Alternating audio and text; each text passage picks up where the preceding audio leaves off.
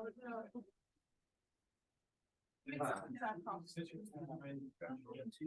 right. Hello, everyone. Welcome to Cyber Academy File Forensics. You hit the slide thing. It's not all the way over here. Hi, I'm Nick. This is Luke. That's James. We're going to be presenting this slideshow today. Little workshop. So first off, if you want to get the slides, scan the QR code, go to this link. This link will be here for the whole slideshow. Either way, yeah, I'll give you a second to do that. Wait till we see the phones go away. Yeah.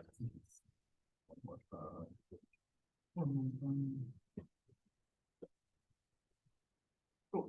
All right, we got a bunch of announcements for you all. Busy week. Thank you to all of you who came out to the rock climbing social. I think that went interestingly, but it was a social nonetheless. So thank you to the people who came. Salma wanted me to make an announcement about the Discord server. We have done a bunch of revamping of the Discord server. So we have some new roles for you to join. One of the big highlights is there is a new Cyber Academy role. Make sure to get that role if you're interested in getting announcements about future workshops. We're no longer going to mention everyone. We're just going to mention that Cyber Academy role.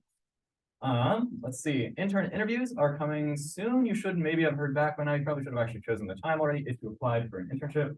And if you didn't get an internship, don't worry. There is another opportunity to become a Psi Beta Rho captain. And Benson will have more information about that at PBR practice, I'm sure. So be on the lookout for that. Barry is off to the next island, Barry being the bear in Bruin Odyssey, which is our collaboration with ACM Hack. It's a little online challenge solving style thing, not quite cybersecurity, but still interesting puzzles. If you want to solve some more puzzles online at the Bruin Odyssey website. Hope your midterms are okay. Hopefully they're finishing up nicely, maybe. Yeah. Waning attendance, everybody's dealing with midterms. All right, and also happy Halloween. Hope you had a good Halloween weekend. Halloween weekend, that is. CTF IRL is finally happening. It's cursed. It's been so many times that we have tried to schedule CTF IRL, and I think it is actually happening during week 8. There is going to be a little more information posted soon about that. You can run around and actually capture a flag in real life. So that's pretty cool. Right. One more thing. Sorry about all the announcements. We got the CS Town Hall next Wednesday. If you have taken a CS class at all, which I think is everyone here, you should show up at the CS Town Hall. There is an RSVP and a survey. That's the QR code for the survey. We'd love it. Well, ACM, on behalf of the president of ACM, would love it if you would fill out the form, give some feedback about computer science, and go up to the town hall and listen in about what people are talking about, what they want to see changing in the department. And if you have any suggestions for what you want to see changing in the CS department, definitely show up. That was a lot of announcements. I think we're good to jump on into the workshop. So, number systems. A lot of you have probably learned about number systems. We're going to start off with decimal. So this is the number system we're used to. Does anyone know another name for decimal?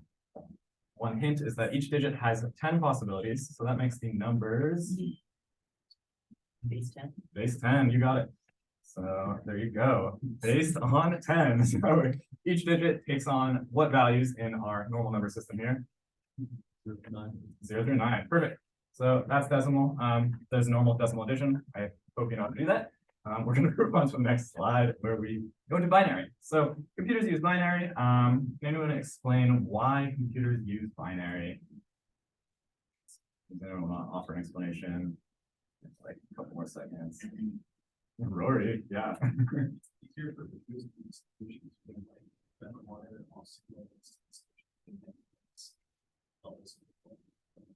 Exactly. So this is the transition from that analog world to the digital world, where in analog you had a whole spectrum of values that you were reading from, and now we just want to read either a 0 or a 1, so low voltage or high voltage, which is the basis of computers. So we're just reading that 0 or 1. So that means what base is binary, everyone? You can just shout it out. 2. Yeah. Binary is base 2, and it can take on the values 0 and 1. I already covered that. Perfect. Wait, go back. Sorry. One other thing, this is binary addition. It works like normal addition. If you add 1 and 1, then you got 2, but we can't represent 2, so you have to carry that. So we're carrying over 1, and then we have a 0 here, and that goes down. So that's kind of how binary addition works. All right, on to this. Next up, we've got octal and hexadecimal.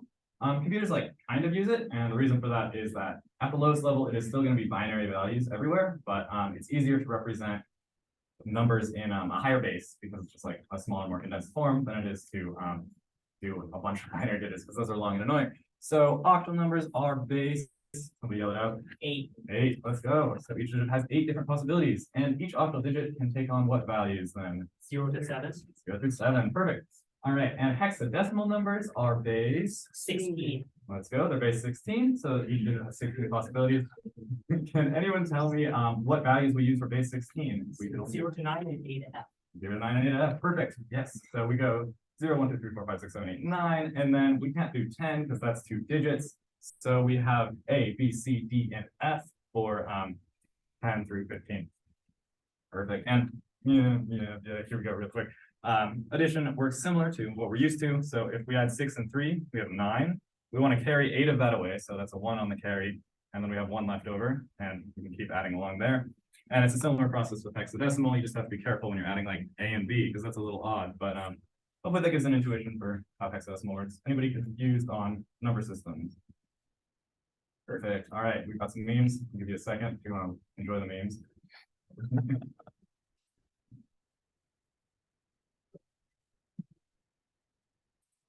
Some water. Make Tell me sure when you everybody want your understands memes, that last one. It's a very good one. Yeah. Those are the disappointed sides I like to hear. All right, on to the next slide. So we just talked about numbers, and we know that. Is it getting picked up? Jerry, can you confirm the audio is getting picked up? Good question. All right, so text encoding. We know numbers. It is. Let's go. It's green on the Zoom. Okay, we're good. We're good. Yeah. All right. So we know that computers use ones and zeros at all times, but what if we want to represent something other than just numbers? Well, we know that computers store a bunch of stuff. They store text, they store audio, they store images, they store PDFs, they store all sorts of stuff. So we'll start with just the text. We have these numbers here. This is a string of hexadecimal bytes. And we can see that these specific 2 hexadecimal digit byte characters are being turned into letters right here. So this 6, 8 is going into an H and on and on. How are we doing that? Does anyone know what the most, well, actually, let's go on to the next slide real quick, sorry. Does anyone know what the most basic text encoding is? It was built in 1963. There's 7 bits in a character. So there's only 128 different characters supported. Does anyone know what this is called? ASCII. ASCII, that's correct. So this is the American Standard Code for Information Interchange. You don't need to remember that. But yeah, there's only 128 different characters that you can represent, and each like binary number that you have from 0, 0, 0, 0, 0, 0, 0, all the way up to all ones for your bits is a different character. Some of them aren't quite characters. We'll get to that in a second. So yeah, it encodes most of the English text that we write and speak just fine because we use we use like letters, numbers, apostrophes, periods, and it has all of that in it, but it won't have like accent characters or emojis or extra stuff. So we'll get to that in a second. And it is also the origin of ASCII art. So we see this beautiful meme here, but it looks like it's really quite distorted. And what's going on there? Could you press that button? We zoom in on the stock space. It's all a bunch of characters. I don't know if you can really see that, but it's a bunch of different characters, and that's the origin of ASCII art. It's just using only ASCII characters to make art. That. On the next slide, we see just a table of all the ASCII characters. There's only 127 or 128 of them, so yeah, pretty easy to just list them all together. As you can see, there's a bunch that aren't really characters. Like we've got, well, horizontal tab is a character, for example, but like bell, that's not a character. But if you type the bell character on a terminal, then it rings a bell. It's kind of cute and fun. A lot of this actually comes from the fact that ASCII is so ancient that we're talking about like carriage return, which is like referring to like a typewriter when you return the carriage. So it's a lot of interesting old characters, kind of a historical thing, but now it's built into what we use today, which is kind of interesting. On to the next slide. Built on top of ASCII, we have another encoding system developed underneath Unicode. Does anyone know what this one is called? It's the most common encoding used today. Then have a guess. All right. Oh yeah. UTF-8. UTF-8. That's perfect. So underneath Unicode, it's the most common today. Most, I'd say, like 90% of websites use it. If you save a text document, it's probably going to be in UTF-8. It's built on top of ASCII. So those first 128 characters that are within ASCII are inside of UTF-8. And it includes a bunch of stuff. It includes emojis, accents, non-Western language characters. So yeah, non-Western languages, pictograms, and a lot more. It's usually 1 or 2 bytes a character, but you can get up to 4, you can get up to even 8 bytes a character on some wacky characters. And yeah, I have a link here. It gets really complicated. People who just joined, the slides are down here if you want. Nice link. So yeah, there's that. And some other common encodings that you might run into, probably not, but maybe we've got ISO, bunch of numbers, and Windows, bunch of numbers. As you can see here, Batman does not approve of the ISO formats. They're kind of annoying. They're not as standardized. It's time for files. So we just talked about a bunch of different encodings, how you can represent numbers and text in binary, essentially, with numbers. And now we want to move on to looking at files on computers. So starting off, what is a file? So a file is really just data. So it's actually just a bunch of bytes that are located on your disk, like your hard drive or your solid state drive. And you can store a bunch of different types of data. You know this. So far, we've just talked about numbers and text, but you know that we can also store like images and audio. A file has, at its basis, at its most basic level, it has a file name, so it's what it's called, the contents, which are all of those bytes, and some metadata, so some information related to that file. And we'll jump into that a little bit more soon. They have a certain structure to them that you kind of want to follow so that they can be read in a programmatic way, so that programs can look at this file and know exactly how to interpret it. And does anyone know how we identify file types usually? Pretty basic, straightforward. First guess, yes, extension, that's right. So if we go on to the next slide, we can see that files have extensions. So Joe over here has a JPEG extension. Google Slides over here from the beginning has a PNG extension. So these tell us what type a file is usually. But they don't actually come with the guarantee that the file is of that type. I mean, in normal operation, when you're downloading a file from the internet, you'll probably find that it is of the type that its extension says, but if you're at a tricky workshop for a certain club, that might not be the case. So if we rename meme.png, which was some meme that we downloaded from the internet and is great and wonderful, to meme.pdf, have we created a PDF? That's right, we have not created a PDF. It's still a PNG file under the hood. It's just named meme.pdf. So how do we determine a file's true type or format? Yeah, you might have got it, but magic bytes, that's right. So magic bytes is how we really, and that has an asterisk under it too, but I'm into that, know what type the file is. So as I said before, a byte or a file is just a bunch of bytes together, right? If we look at the first sequence of bytes at the beginning of a file, this can often help us determine what type of file it is. If, for example, the JPEG file starts with FFDA-FF, and the PNG file starts with a bunch of bytes. So they vary by file, and that's pretty interesting. One thing about these sequences of bytes is that it often tells us the type directly if you decode it. So if, I'm going to show you this real quick. If we take a look at the PNG file, I'm going to really quickly go here, copy this text, and go to a hex to text translator. Oh, oops, hex to text. Then we can see that PNG magic bytes is really just PNG. So sometimes the magic bytes will actually tell you exactly what the file type is, which is kind of useful. It'll just be the ASCII representation of that file type, or maybe Unicode 8, or UTF-8, sorry. And one other thing that's useful to know, and Luke will cover this soon, the file command in Linux generally reads this information. It'll look into the file, look at those first bytes and tell you what type the file is, and it also gives you a bunch of other useful information. One little asterisk down here, the magic bytes could be wrong too, of course. You could have some magic bytes at the beginning of your file that tell you it is a certain type of file, and then the rest of the contents don't match those magic bytes at all, and your program that's trying to read it is confused. Yeah, next one. All right, I'm up. Hand it off to Luke. Yeah, time to check out those bytes. Now we need to check out those bytes. Sometimes we want or need to look at the bytes of the file ourselves. File command's not doing this for us. Our extension is messed up. Our file's corrupted. We've got files within files. We want to modify instructions in a binary because we're getting really fancy. We can look at a file's bytes using a hex editor. HXD for Windows, hexdump for Linux, not really a hex editor. It just kind of lets you see the bytes. Hexfiend on macOS or hexed.it online, which is what I'll be using for the demo. So no one has to download anything unless you would prefer to use your own hex editor that you have downloaded. And now you can truly feel like you are looking into the matrix, looking at all of these bytes. So let's hop into our first demo. I've got demo files linked on the slides. They're also in the file demo 1 challenge on our website if anyone wants to follow along. And I'll also be updating the speaker notes on this slideshow with the demo right up as soon as the workshop is over for y'all to reference while you're doing challenges. So let's.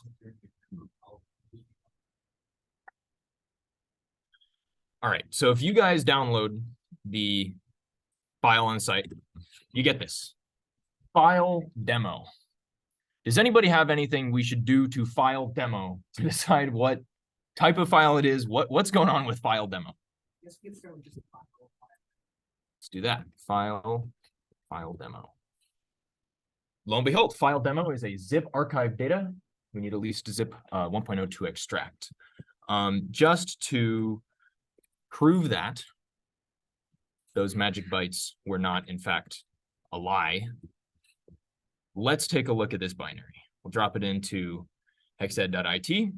We see our first 2 bytes are 504B. And if we look at Nick's excellent slides on magic bytes, what do we have for zip file but 504B as the magic bytes, just as file told us. Next thing we can do to this zip file is we can either move it to something with the correct extension, or we can just unzip it ourselves. Doesn't really matter if we move it to something with the right extension, but it can be done. So we'll unzip that. Ooh, this is not a 1 file demo. This is a 4 file demo, 5 if we count the first one.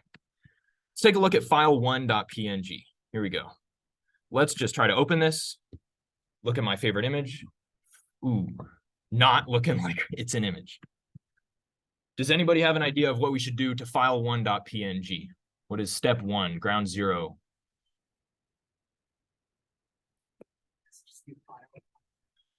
When in doubt, hit a file with file. Ooh, look at this. File1.png is ASCII text with character return and line feed line terminator. So we know it was written on a Windows machine. My machine is a Windows machine. Let's see what happens. Let's move this to file1.text. And then we can just cat that. We could have just catted the PNG as well, but lo and behold. There is our first portion of our flag for this challenge. As some of you might have noticed, those of you following along, there's a challenge up on acm.cyber.com with for this demo. And if you get all 4 portions of the flag, you can get 5 points. Good stuff. Let's check out file 2. What should we start with on file 2? File. When in doubt, start with file. File 2. It says it's a PNG image data. We've got our resolution, our what bit our color is, the type of color, non-interlaced, all kinds of fun stuff. So now that we know file 2 is a PNG, let's go ahead and move it to file2.png so that we can actually take a look at it. See if we find our flag. Ooh, we got a problem. This does not look like any flag I've ever seen, but I am noticing down here a little bit of corruption going on. Could there be more to this file than meets the eye? Does anybody have an idea of what we should do next for our file2.png? We know what type of file it is. We've got the right extension, but there's something fishy going on here.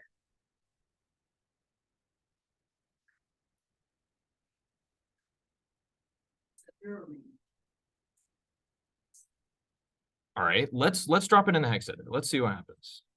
Here we go. We've got file2.png. Beautiful thing about hexed.it, you just drop it in. Boom. We've got all the right magic bytes for our PNG. All right, Zoom, get out of the way. Let's see, nothing. I'm not seeing anything too crazy. And as you can tell, there's a lot of bytes. These files have quite a few bytes, and it can be a tall order to look through every single one. So I've got a shortcut, and this is an excellent shortcut for all challenges to do with files, and that's a little command called strings. Now what strings is going to do is strings is going to look for all strings of readable, just normal ASCII or UTF-8 characters, and then it's just going to show us all of them. And shocking, I know, but there are a few sequences of readable bytes in here.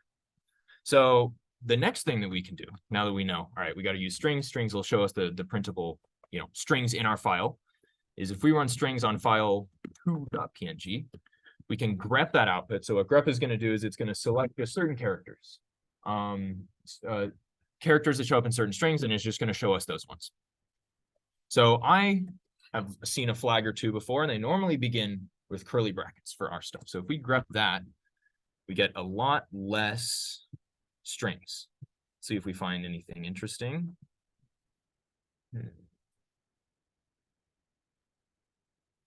Ooh, here we go. There's our flag for file 2, now file 2.png. It's part 2 of our flag for this demo. Here we go. Now we got file 3. What should we start with for file 3? File. You guys got it. Good work. File 3. Ooh, okay. Now we got a problem. File 3 is just data, according to file. According to file, we just have some data. Now there's the limitation of file, and it's that what file is looking for is the magic bytes. So if you ever have something missing magic bytes or nested files with one of them missing magic bytes, you're not gonna get the right file from that. You can also have files where the magic bytes are lying. So let's take a look at this in our text editor. I'm seeing IHDR, I'm seeing way at the end, I see IEnd. Does this remind anyone of one of the file types we were looking at before? I also see these 3 bytes here near the top. 0A, 1A, 0A. So we've got IHDR, we've got IEnd, and we've got these 3 bytes. So this is looking to me like it's probably some kind of image missing some bytes. Let's see what we can figure out. All right, let's go back to our slides, take a gander at the list of magic bytes. Here we go, PNGs. The last 3 magic bytes in them are 0A, 1A, 0A. So now we're gonna finally use the edit capabilities on our hex editor. So we'll go back to file 3, and we just need to drop in to these 5 bytes. Thankfully, whoever made this demo, they were really nice to us, and they did not change the size of the file. We only have to change these certain bytes. So 89504E 47,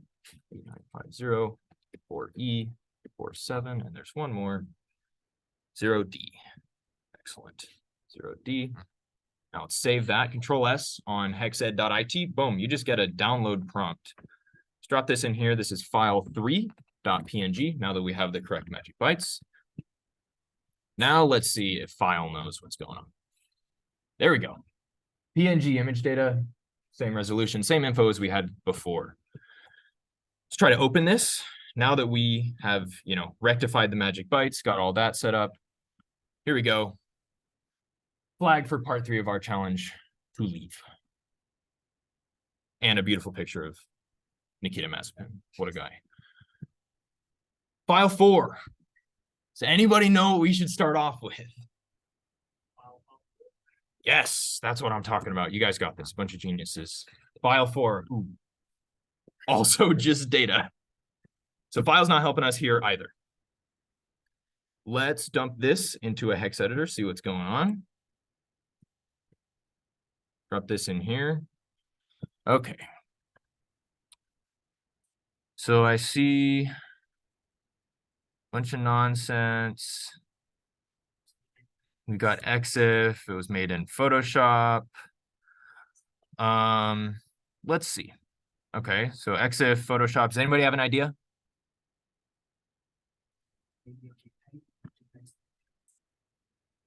JPEGs, okay. Let's check our magic bytes for a JPEG and search for those.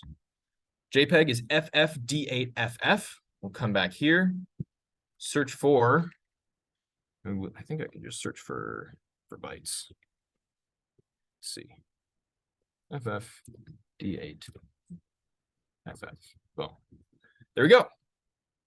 Here we have a JPEG, but because it's not sitting right at the beginning of the file couldn't find it for us because there's all this garbage.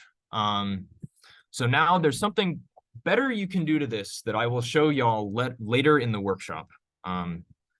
But another thing that we can do, and you can do this in hexed.it, it's just not very easy, is let's just remove all the bytes before these magic bytes, see what happens, right? I'm going to do this using HXD. This is my favorite hex editor. It is Windows specific, but there are similar hex editors on every platform that you could imagine.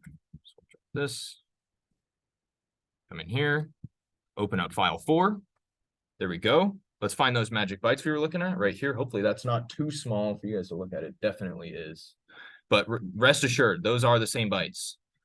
Now we'll select this huge section here. Massive section of just garbage, who put that there? Save this, file 4. So now we know, right, FFD8FF was our JPEG magic bytes. So let's go back here. We've still got file 4. Let's move file 4 to file 4.jpg.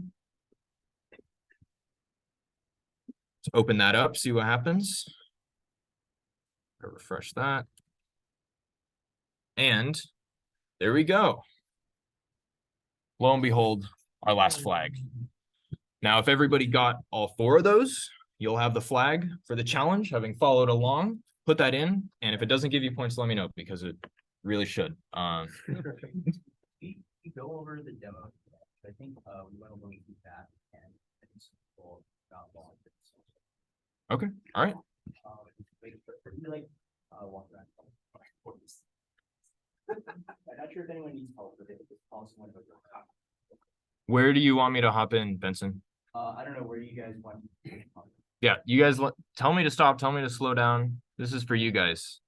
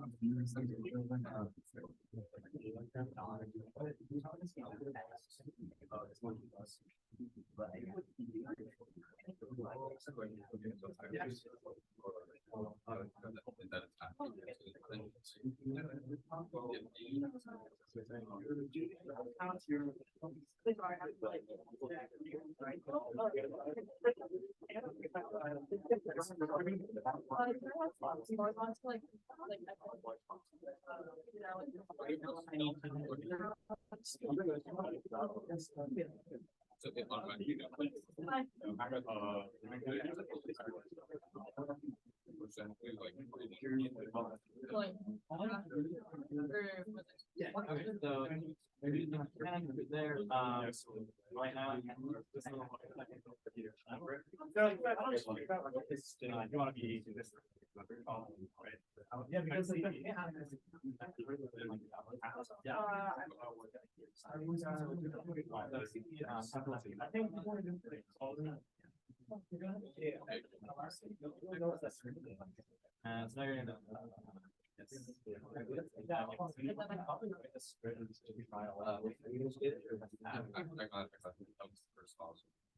no, I'm going to.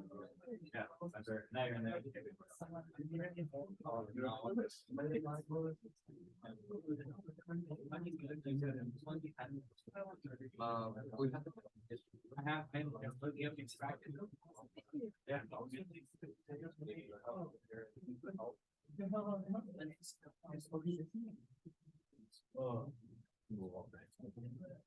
I've had it.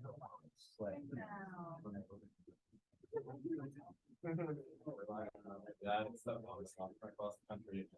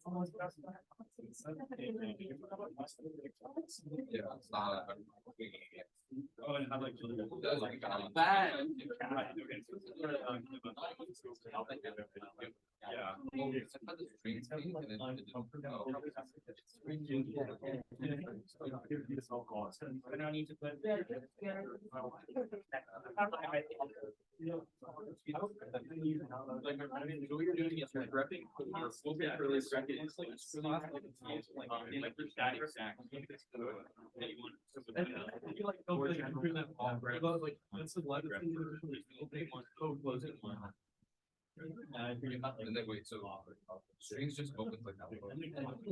So what string?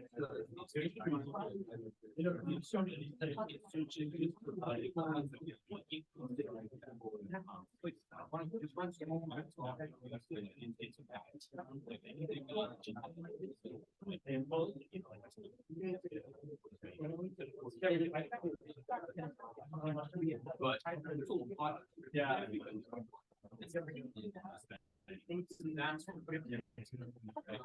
The string is only this one thing. It starts wrapping you everywhere. What you're doing is you're typing this to the output. And then telling it, I just. And then another thing for the number is what you're making about. That's the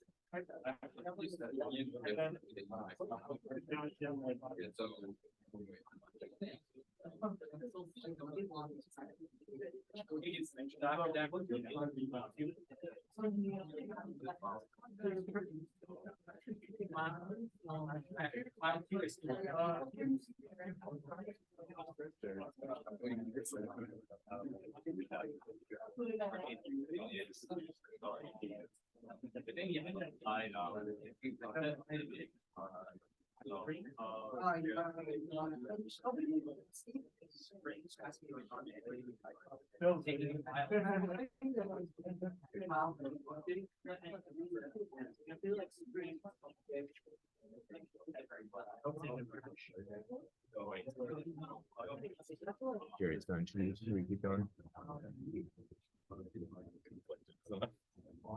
I don't want people to be like bored and waiting around. It's also nice to have them on the demos. I mean, the goal is.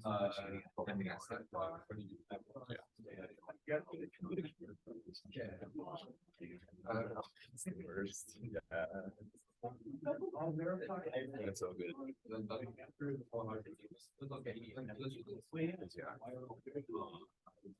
Put some ground cover.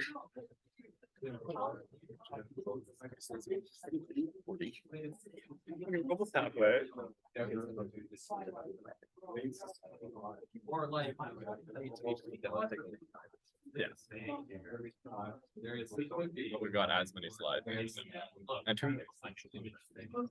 It'll be like.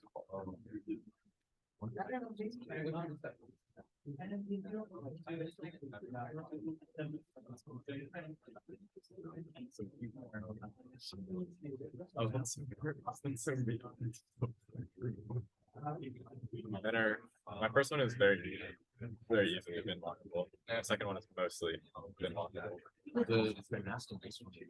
So just like you just treat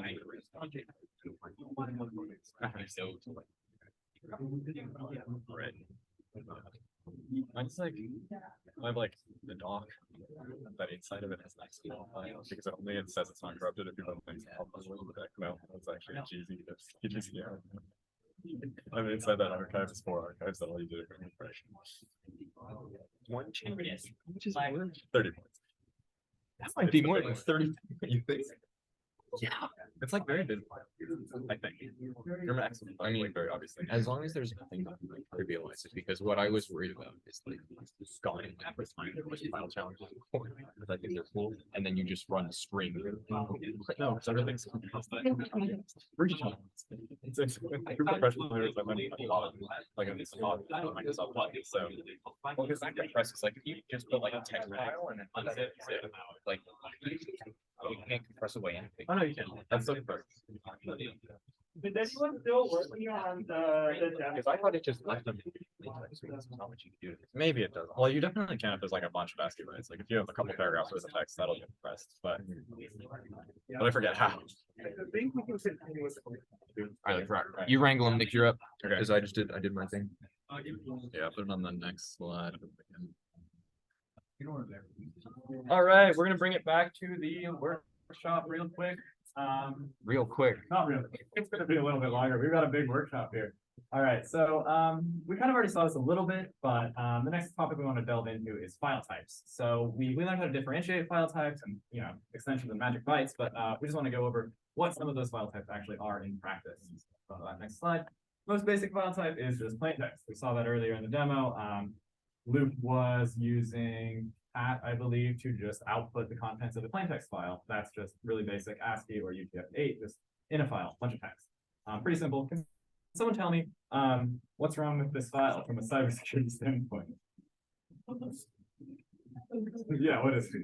Your passwords are in plain text. Your passwords are exactly. Your passwords are in plain text. That's in plain sight. You shouldn't be doing that. So yeah, don't store passwords in plain text, but this is what a plain text file is. It's just text. It's very easy to read. Next up, we've got archive files. So archive files are kind of a complicated concept. We've got, they do a couple things. So one main thing is they coalesce directory structures into singular files. So if you have a directory, if you have a folder that has a bunch of files in it, maybe even other folders in it with more files, your archive file will put them all into one file, which is kind of useful. Actually, we'll get to the use in a second. And then the other use of an archive file is to compress data. So a bunch of data, if you want to compress it down, it'll just make it smaller through some fancy algorithms that we can't really go into today. But you should know that archive files are good for putting everything into one file that is a little smaller than it was before. So why do we have these archive files? One reason is it's more convenient to transport one file than 50 files to your friend, for example. And also it's much quicker if it's a smaller file size. Some common archive files we see are zip files, which I pretty much, well, we'll get into that in a second. We've got zip files, we've got tar files, tar and gzip. We've got rar files. I have a little barfing emoji. I don't know who invented rar or why we use rar, but some people like to use rar. You have to download a separate program to use it. 7-zip, similar story. Yeah, so those are the basic archive files. We'll jump into zip to start off with. So zip archives are the most universal archive format. You've got support out of the box on Windows, Mac OS, and usually Linux. On Mac OS, you can right-click on a file or folder and click compress, and that'll compress it, make it smaller, put it into a nice singular file like I was talking about. Windows, similar thing, right-click, send to compressed folder. Linux, there are the zip and unzip commands, and if you're in a GUI version, you can usually right-click and compress or decompress. Zip archives, if we actually look at the structure of the bytes of a zip archive, we've got a header, of course, with that zip magic bytes, and then we've got all of the files, and you can have a little bit of empty space. You have this empty space right here, and then you got a central directory at the end. So this directory is a bunch of information, and it points and it says, this is this file name, and this file name is located at this location. And this other file is named this, and it's located at this location. So all of your data about your file structure in a zip file is actually all at the end. And interestingly enough, if you got all of your data at the end, and if you got this telling you where all the files are, you could actually have, wait, I should be on this screen. You could actually have a bunch of data in front of that first file entry that isn't that useful. Interesting. You could have extra stuff in front of your zip archive. That might be useful at some point. Something else to think of, and then the other thing to know about the zip file is that at the very end there is that N of central directory record. That's the most certain way that you know you have a zip file. You could not have those magic bytes. I mean, in practice you're gonna have those magic bytes, but it still works without those magic bytes and with just a bunch of file contents and then the file entries and then the central directory. More information there. Every single file format I cover today, you can go so much further in depth if you really want to. All right. Next archive I'm going to cover, just these two, is tar. So not that type of tar, but this is the Unix-like OS archive program. So Linux and Mac OS have support for it out of the box. Windows not so much. tar actually stands for tape archive. So if you're interested in a little history lesson, back in the day, people stored data on tape rolls. That's a tape roll. They were about this big, stored in like rows and rows of tape rolls. And if you wanted to put a directory structure with a bunch of files onto this tape, then you couldn't do that because you need, for directory structure, we will kind of cover this. File systems is a whole other topic, but you can't just have your files without knowing like where they are located with folders and stuff. You can't have all of that on a tape roll. You can have that on a hard drive. So tar was designed to put all of your files together into one file that you could put then onto a tape roll and then store. And then later on, you could read back and get back your original directory structure and everything. So that's its historical use, and it's still used today because that is one of the reasons we have an archive. Added on to this tar feature is the .gz or VZ or XVZ, but usually GZ, which is gzip. So that's a compression algorithm, and that's where it actually makes the file smaller. So first, we put all the files together into one tar file, and then we use gzip compression or decompression to make it smaller or bigger. There's a bunch of other compression schemes supported. That's why there's all these different extensions. So we've got VZip2, XZ, Z, which is I think like a generic compression algorithm. And you might see these combined file names pretty often. So we saw that process was first tar, putting everything together, and then gzip, so compressing it. But you can also write .tgz as a shortening of that whole process. All right. I think, yes, this is my last slide with you all. We've got some funky fresh file format fun facts. So yeah, we'll cover some more wacky file formats soon. I just want to leave you with a couple of fun facts. So Microsoft Office documents are zip files in disguise. You might want to remember that for reasons. You can just run the unzip command on a Office file or a PowerPoint file or an Excel file, and you'll find a bunch of XML data. If you don't know what XML is, it essentially stores different key values and pair values, and just it's a way to store the data. So Word, PowerPoint, Excel files, they all work based on this, and you can just run unzip on them. Isn't that interesting? They're just an archive. And another thing to know is that file types can be described as linear and nonlinear. This is just kind of an interesting fun fact. For example, text and video files are linear and zip files are not linear. Does anyone have like an inkling of an idea why text files would be linear, but zip files would not be linear based on what I said earlier? Okay, no one's fighting, but that's okay. So text files are linear in the sense that if you read from the start till the end, you've got as much data as you had from that start to the end.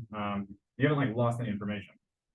And you see what I mean when I compare that to a zip file, where if you go back to the zip file slide real quick, we see that we've got this central directory at the end that tells us a bunch of information about the files beforehand. So it's not linear in the sense that if you cut it off here, if you only have the first half of your file, you wouldn't have access to these file entries, but you wouldn't have access to where they were stored relative to a directory, maybe even their file names. You wouldn't have access to that information. So it's not linear in the sense that it doesn't read linearly in a line. And I think that's all. I can get back to that fun fact slide. Yeah, I believe that's all I got. I'm going to pass it off to James, I believe. To me, It's off the loop. file systems. All right. Yeah. File systems are crazy. This doesn't matter for challenges. This is just cool context. We think they're interesting. They're in here because they're nifty. So a file system is the method of organizing files on physical media that your operating system uses. There's lots of different ways to do this. This is where you get sort of the tree structure and the notion for a lot of file systems that folders are files, which gets very complicated very fast. Some popular file systems are NTFS, a new technology file system for Windows. That's the default. You can see it on the drive properties through Windows. FAT, file allocation table. exFAT, extended file allocation table. FAT's great for flash drives because small capacity is great for that. And then exFAT is compatible with both Windows and macOS. HFS, hierarchical file system for macOS, and then EXT, extended file system created specifically for the Linux kernel. Bad news is that file systems can also have metadata. Files can have metadata, so too can have file systems. And each file system stores their different metadata in different places. Good news, there's not a lot of it. And generally your OS has you covered and will group all of your file system metadata with the other metadata that your file has, and you can view them all together. Some of the typical metadata we have is modification time, access time, creation time, permissions, execute, modify permissions. The physical location of file fragments on disk, not every file is going to be continuous on disk. Some of them are really big and it's difficult to find a open continuous piece on your disk. And then directory metadata table. So each directory, like I said, folders are files. So the folder, the directory itself has some metadata on the files that it contains. As I kind of mentioned before, this is a very complex topic and is only really going to show up in advanced challenges, not in any of ours. But let us know if you want to see any more of this crazy file system stuff, because I know we could run an entire workshop on just this. Moving on to file carving. So sometimes files try to hide in plain sight. We got to get them out. This can be if files are nested inside other files, if a file's in unallocated drive space. Let's say you delete some files, they go away. You can't look at them anymore in your drive, but they're still written on the disk. They haven't been overwritten yet. File carving is good for that. Good for corrupted directories. Same deal. Your directory, as I mentioned in the file system, the directory itself gets messed up, loses where the files it contains are. Nothing good comes from corrupted directories or just raw drive data like I've been talking about. File carving comes in when those files are anywhere that we can't directly look. And the technique for file carving is pretty brute force. We kind of just look at the raw bytes and try to make sense of them. Look for magic bytes, look for any of that sort of thing.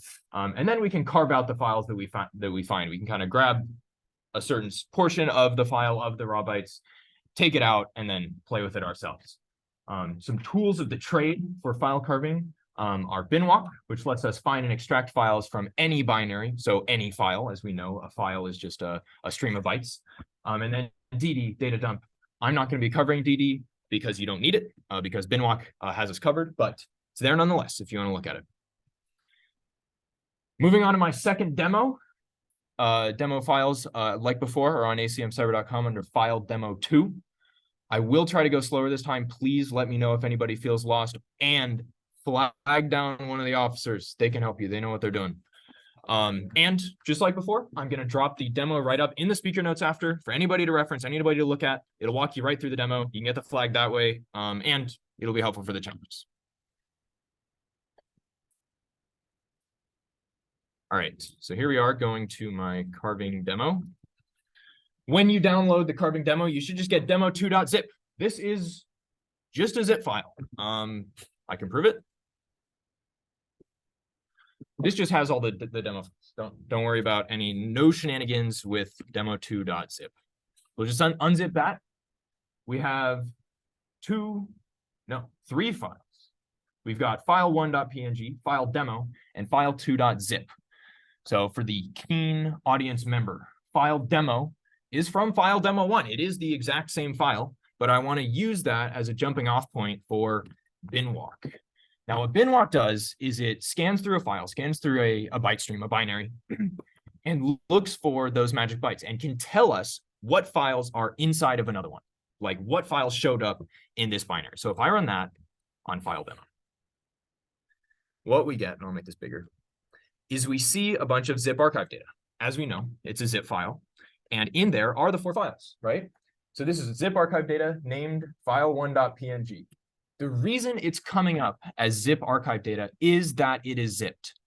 It's not out there. It's not a PNG. It's not, I think file1.png was a text file, but as of right now, it's zip archive data as far as binwalk is concerned. Same to do with file 3, 4, 2, 3, and 4. And then we've also got this end of zip archive footer. That'll show up a lot of the time in binwalk because a lot of files come with metadata of some description or some kind of exif data, something like that. So let's take a look at file1.png. First thing I'm going to do, let's see if that is a PNG. It looks like it is. Excellent. So let's try to open that.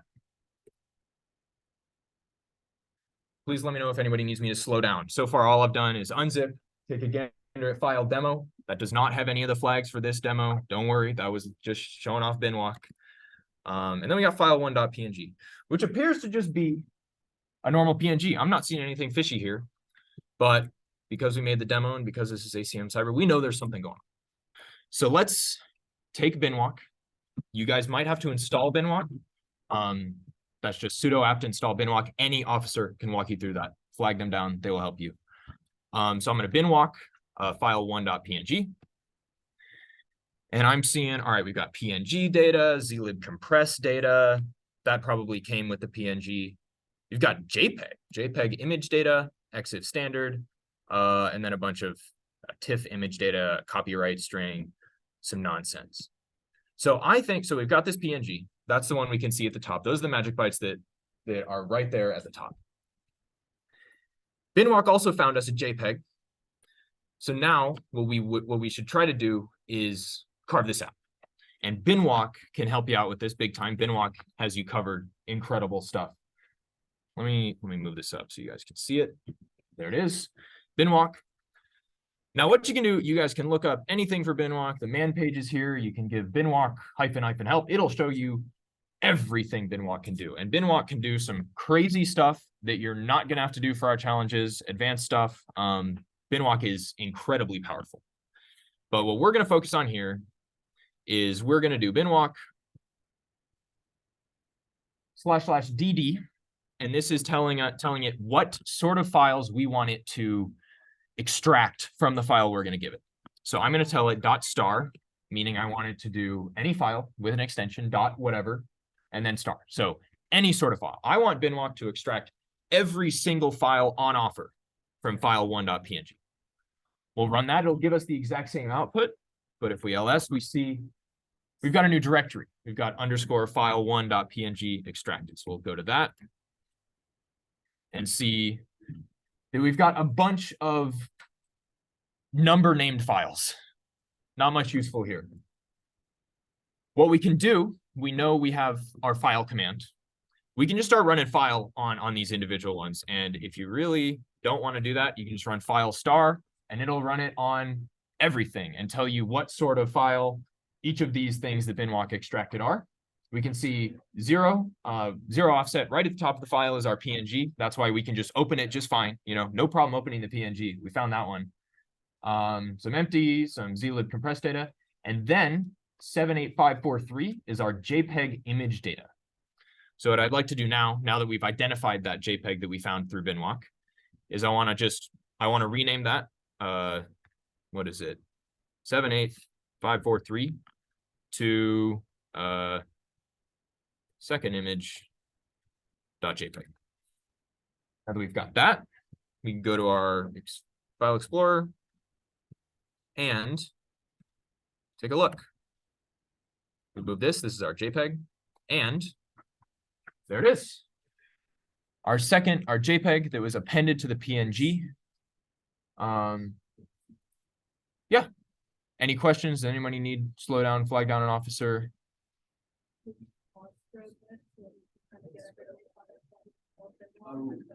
So if you are on the back and you want to install binwalk on the back, The recommended procedure I recommend is use homebrew.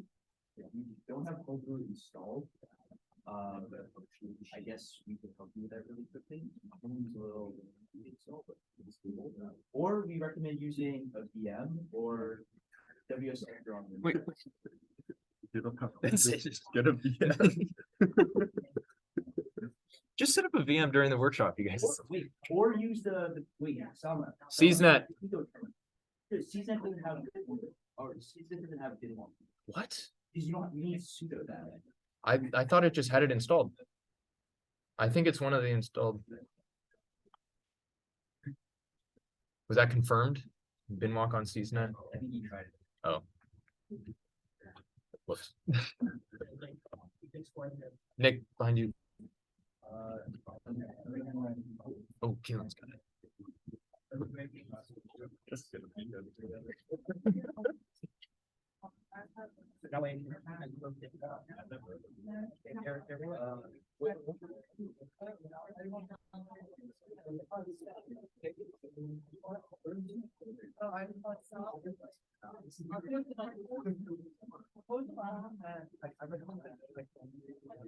Oh, they want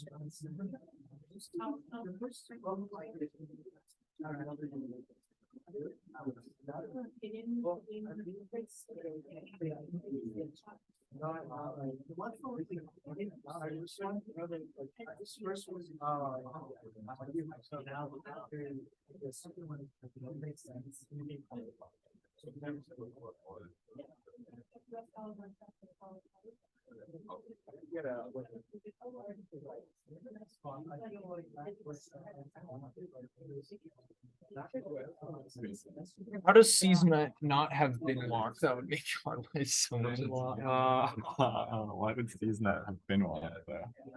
It's a useful tool. It has EXIF tools, I'm pretty sure. Though I was also pretty sure it had Binwalk, so don't listen to what I'm saying. Why would it? I don't know. I don't. That's like not useful for classes. I don't know. Hmm. Lindsay is coming. Good, good, good. Can we request stuff for You CSNet? probably can, honestly. They'd probably be like, oh yeah, sure, you're hosting a workshop and you've been. That sounds great. Use as well on EcoC. Oh, That has. I didn't know there's an online terminal. That's cool. You go CTF. yeah, you just like connect to one of the units. It's nice.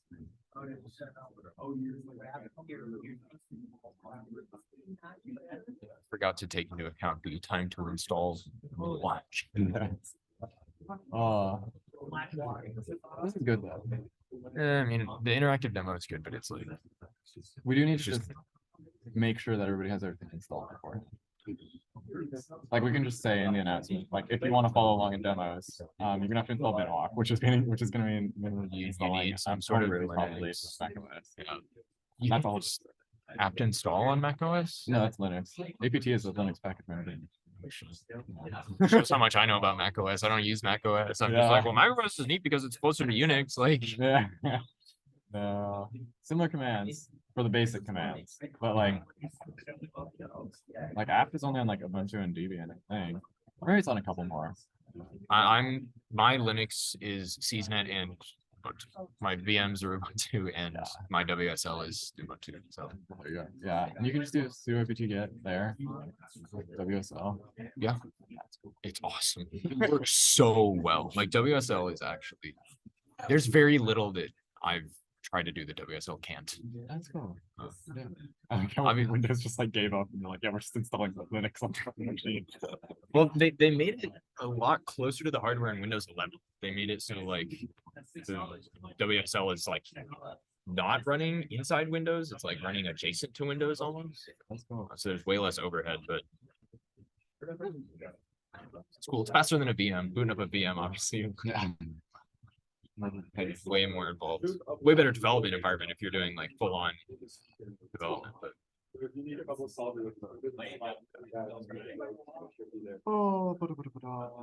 all right, we're good.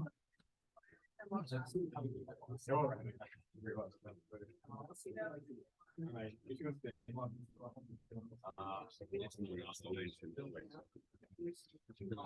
have to install for Denmark. It's like 700 megabytes of libraries if you don't have it.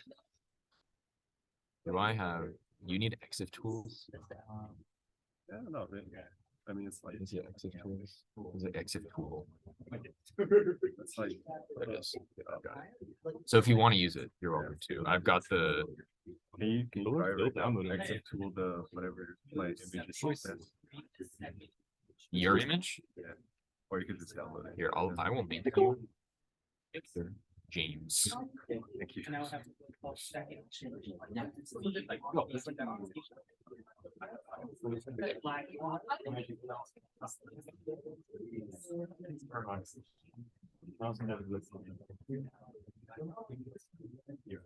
want me to just put them all in here? Actually, It is also a copy, so you can get them wherever you want. I got good. Joyce is coming. Update. People are actually Get rid of these. Yeah, just exit the whole thing. I don't want to spoil your demo. Out of here. Just see if it works. You can type it here. That is true. There's That's an true. It's exit tool. Yeah, and, exit. It just be the. Okay, it works. Just sum up it. All right, so you're in file forensics, James. Wonderful, thank you. We're ready to go. All right. Wait, I'll do another survey. Someone was still installing it last time. Oh, Jerry gave me the thumbs. Come on, Jerry. I mean, the things in the speaker notes. That's just this one. I didn't put the other one yet. We can't spoil it. You know, there's lots of surprises coming in this demo, even for myself included. I did the write up and you know There's another one. Hmm? There's another one. Oh, it was skipped during the run. Was it that? Oh wait, no, sorry. This is the file analysis. I went back for some slides. Now we're up. Point. Let's continue. All right, let's rock. Everybody, we are moving on. Our bin walk demo, our file carving shenanigans. We've dealt with file1.png. Some of us have. The rest of you got it covered. I'm uploading the write-up as soon as I'm done with this demo. It'll be right there for you guys to look at. Next up, we got file2.zip. First thing we can do is file on it. Let's see what happens. File2.zip. Data. All right. That is not what we were hoping for with our zip file.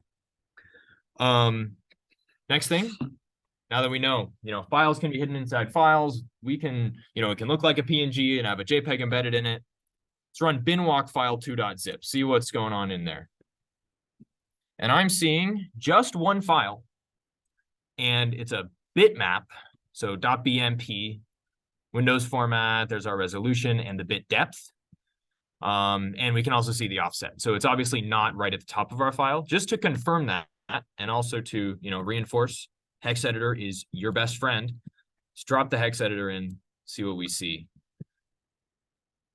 And I see a lot of nonsense before whatever this is. All right. So we've got our BMP file. Binwalk showed us that much.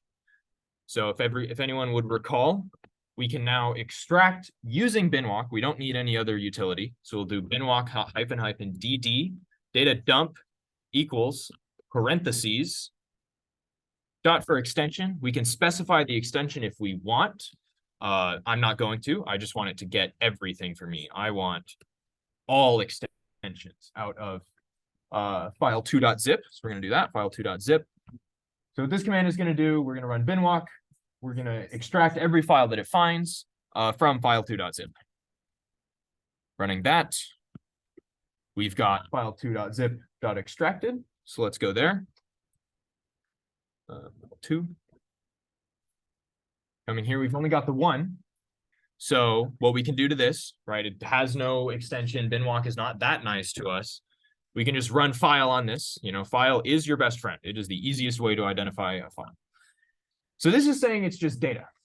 This is also showing off the limitation of file. However, Binwalk knows what it's talking about. Binwalk knows this is a bitmap. So I think we should try that. So we're going to go ahead and move this to 1.bmp. And then just try to open that in here. We've got 1.bmp. This is what we've extracted from file2.zip. And there it is. There's the second part of our demo flag. Some of you might recall that the first part is walk. So the flag is walk that bin. So yeah, anybody got questions? Anybody need something to be reiterated, or should we move on? In that case, I'm handing the reins to James. Don't see any hands. Jerry's helping out. All right, James, you're up. All right. Wait, I will drop this in the slides right now for anyone who is still confused on file carving. There it is.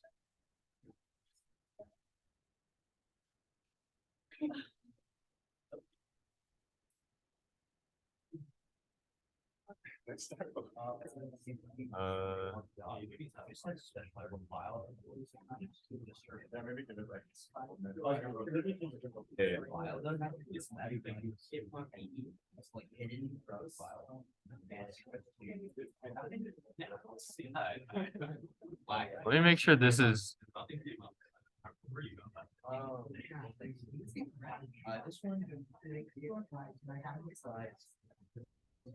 This one.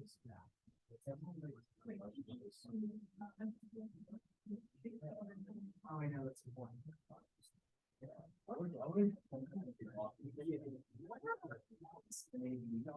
Wait, how's it not? Wait, what? Wait, no, legitimately, I want to ask from the office. Well, let me like delete this and like re-download it just in case something weird happens.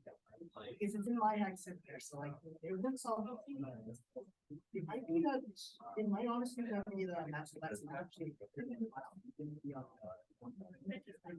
that that's check.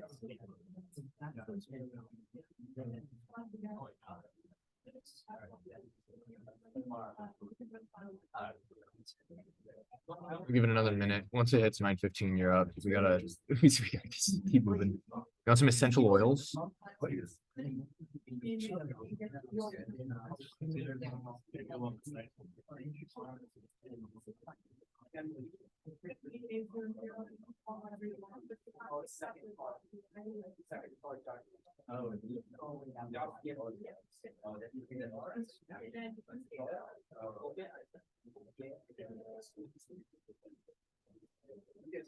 It's all right. Oh, because that.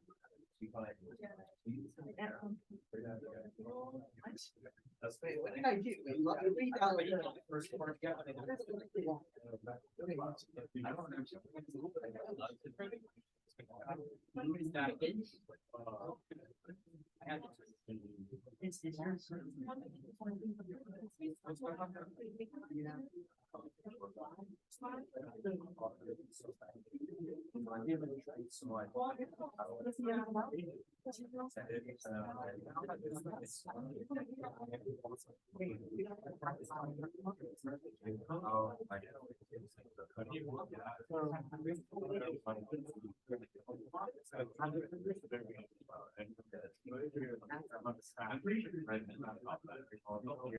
It's not there. It's not there.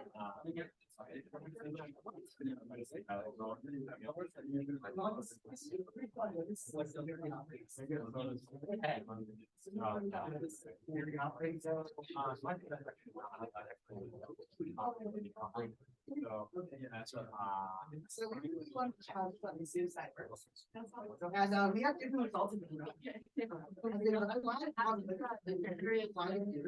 On that one.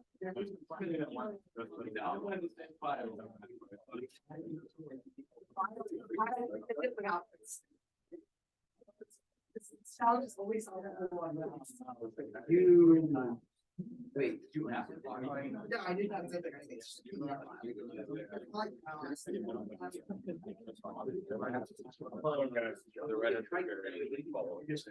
If you guys don't need help, there's write-ups on the slides, but we're going to continue with the workshop. So the next one is going to be PDFs. I'm sure a lot of you are very familiar with this. It's a very complicated document format. It's partially plain text and its structure is like an HTML tree. I don't know if you guys are familiar with that, but there will be a picture on the next slide. It can also contain binary objects. It can be compressed or even encrypted data. And sometimes it can include content in scripting languages like JavaScript or Flash. There's a lot of ways to hide information inside the PDFs. You can embed entire files in the actual PDF. You can add arbitrary objects anywhere in the file. So sort of like in that tree structure, you just randomly add a node somewhere that isn't actually displayed. And in Adobe's PDF spec, it allows one kilobyte of fluff after the end of file marker. So there could be something hidden there for one of the challenges. This is basically the structure of a PDF file. You have the header, which is the red circle up there, list of objects. Cross-reference table is similar to the zip reference table that Nick introduced. They basically tell you where each element is. And it's organized in a hierarchical structure, like the tree structure there. Next, we're gonna move on to audio and video files. The very typical extensions are MP4, MOV, WAV, MKV, MP3, AVI. And a codec is needed to compress the videos so it can be stored and played back. H.264 is probably the most common one you'll see. In the picture here, I've included a movie that I obtained legally. So you can see the bit rate is 1506 kilobytes per second. I don't know if any of you are into like video editing or streaming, but the higher the bit rate, usually the higher quality it is, which means during the codec compression, there's minimal data loss if you have really high bit rates. Next is EXIF. This is a standard that specifies formats for images used by digital cameras. It is important to know that EXIF is not the actual format itself. It's just used within images for metadata. So, for example, in JPEGs, you're going to have EXIF data, but the file won't be stored as like image.exif. It can include a lot of information like camera model, exposure, aperture, ISO, camera mode, whether flash was fired or not, geolocation, like you can see in the red box there, latitude, longitude, and altitude, dimensions, date, and time. So yeah, it's a lot more information than what you would have in an ordinary plain text file. And even after the photo is taken, you can add additional information like descriptions, keywords, copyright information, and manipulation data. And some of you might remember from our OSINT workshop, the Burger King foot lettuce fiasco and how the EXIF data was able to let them track that guy down. Yeah, like Luke said, I believe this is before 4chan started stripping EXIF data. So when you upload these pictures onto websites, or at least most of the platforms I know, they will strip the EXIF data, so things like this doesn't happen. Like your location data will be stripped, so if you go on 4chan, Reddit, or some kind of forum right now and you download an image, you won't be able to see where the image was taken. But this unfortunate individual uploaded an image before that change, and they were quickly able to locate him in like Ohio or something. Yeah, Mayfield Heights, Ohio. We're going to show you something called EXIF tool. This is not as interactive as the previous demo, so it's something cool to look at. It's a powerful tool and a command line application for inspecting EXIF metadata. You can read, write, and edit a variety of files. Usually on Windows and Mac OS, once you launch EXIF tool, you can just drag and drop the image into the terminal. So if you click that drive link, there would be a very cool picture there. And I swear it's not a virus. Where is it? It's here, right? Okay. So This is what the image looks like. This is me holding a banana. What was it here? Sift tool. Oh, wait, you're not here. Oh shoot. Is it here? No, one more. Oh, one more. Yeah. Exit tool. So if you launch EXIF tool here, you can see this is the metadata of the image I just showed you. None of it is stripped because I uploaded this directly from my my phone. You can see the phone model there. Right there is the iPhone. Huh? Oh, I used too many fingers. Okay. For example, here, flash did not fire. And if you keep going down, acceleration vector. Wait, what? EXIF image height and width, that's the resolution. Yes, here we go. I took this picture above sea level, and these are the GPS coordinates. So if you want to find my dorm, this is it. If any of you wants to come visit me, this is your chance.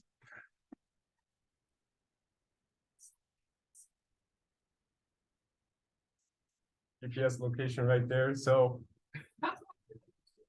if I uploaded this through a different platform, like I sent it to you on, I don't know, Twitter DMs, and you download the image from there, you're not going to have any of this because by default, Twitter strips this information to protect privacy.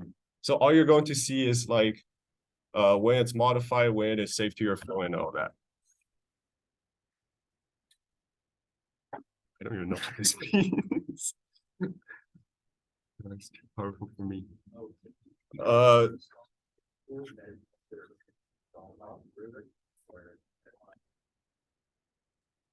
Luke went over Binwalk earlier. This is the command to install it if you need it, but I think it's in the write-up. It's in the write-up. Yeah, it's in the write-up. So And I think by now, the officer should have guided people through.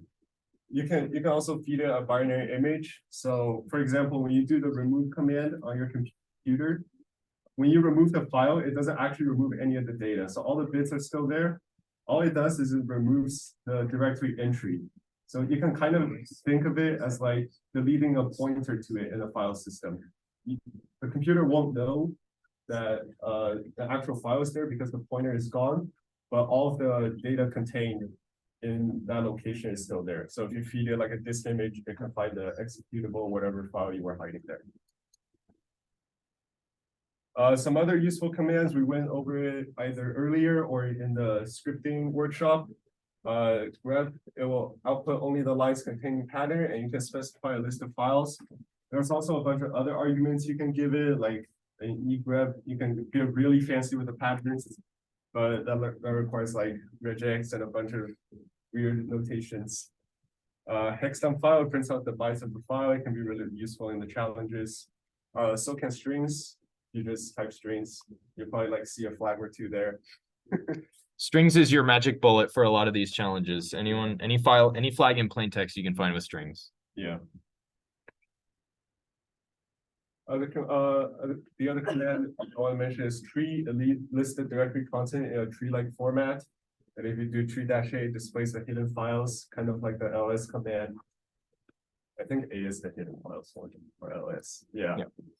And remember to use the --help command if you need any options, arguments to add, or you forget how to use it. And more commands can be found in our scripting workshop, or if you need help, you can just find one of the officers.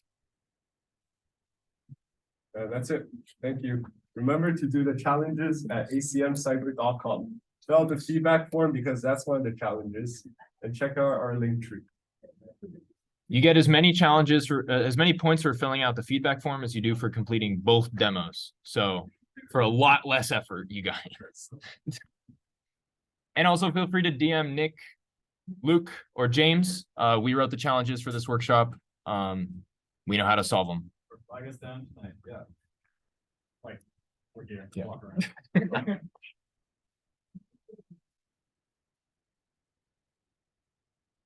the challenges.